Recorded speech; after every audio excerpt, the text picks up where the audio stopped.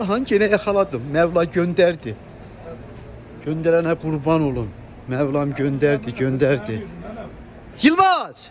Bu yağan geldi. Neyci sen? Sağlam. Ey sen?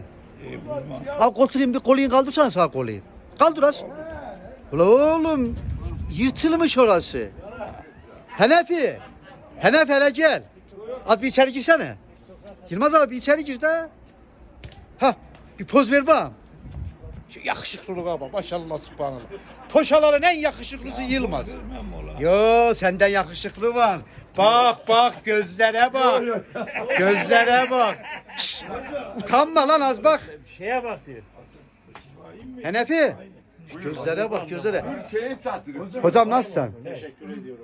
Hocam sen Yılmaz. divan alın. Ulan oğlum benden bir ilgilen de ondan sonra hocamla ilgilen. Ne ulan bak. Benden bir ilgilen de. Benden bir ilgilen de abi ya. Heh. Evet işte bu. Bayburt'umuzun güzel insanları. Maşallah subhanallah. Evet. Şş, Henefi gel. Hangisi yakışıklısı diyeyim bak.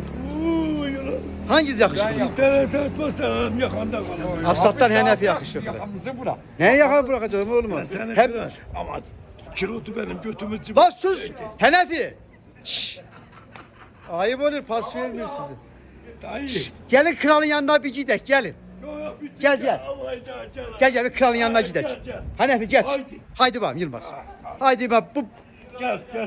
bu video 1 milyonun üzerinde. Haydi bakalım milyonun üzerinde izleyeceğiz. Haydi. Bayburt'u bir dünyaya tanıtalım. Yürüyen tehlikeler haydi. Seni kırar mıyım sana? Eyvallah. Senin namusunla bak canım kurban. Vay Allah razı olsun. Aha. Kral abi. Yok biraz çek. Kendi gelen bunlar kendi. Bunlar kendi gelen kral abi. Poşa Recep abiyle meşhur mavi gözlü maviş. Hanefi. Kral abi. Niye dondun? Ne alakası var? Sen müşteri getir. Ama bak para. Peşin çay parası.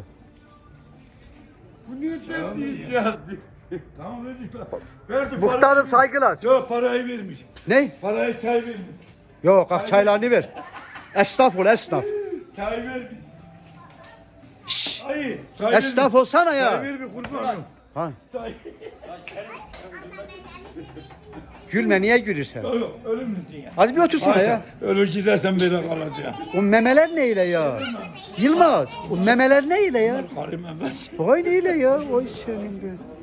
Uçları çıkmış. Yağlı ya. Al çay ver. Oğlum sen Memnunsun ya.